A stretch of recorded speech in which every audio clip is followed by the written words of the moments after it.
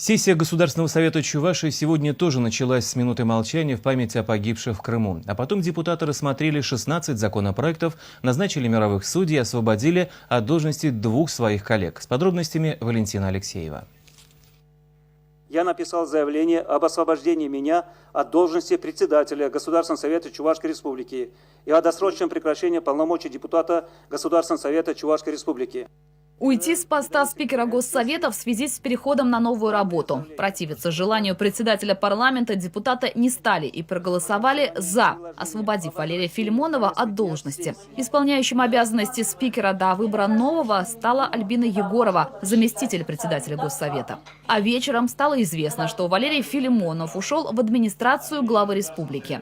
На сегодняшнем же заседании, но уже против его воли, депутаты сместили с поста Григория Данилова, заместителя председателя Комитета Госсовета по социальной политике и национальным вопросам. Это кресло по решению коллег занял соратник Данилова по коммунистической партии Александр Андреев. Рассмотрели на заседании и вопросы, касающиеся непосредственно жителей республики. Так, депутаты Госсовета приняли величину прожиточного минимума пенсионера на 2019 год. Проголосовали за законопроект сразу в 2 чтениях. Законопроектом предлагается установить величину прожиточного минимума пенсионеров Чувашской Республики в размере 7953 рубля. Данная величина рассчитана на основании потребительской корзины, индекса потребительских цен на 2018 год.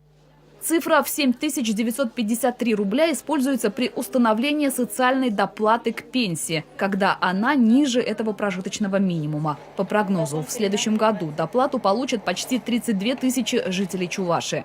Также депутаты внесли изменения в закон о компенсациях взносов за капитальный ремонт. В соответствии с федеральными требованиями они расширили список тех, кто может претендовать на эту льготу. Теперь частичную или полную компенсацию могут получить не только неработающие пенсионеры старше 70 лет, но также неработающие инвалиды 1 и 2 групп.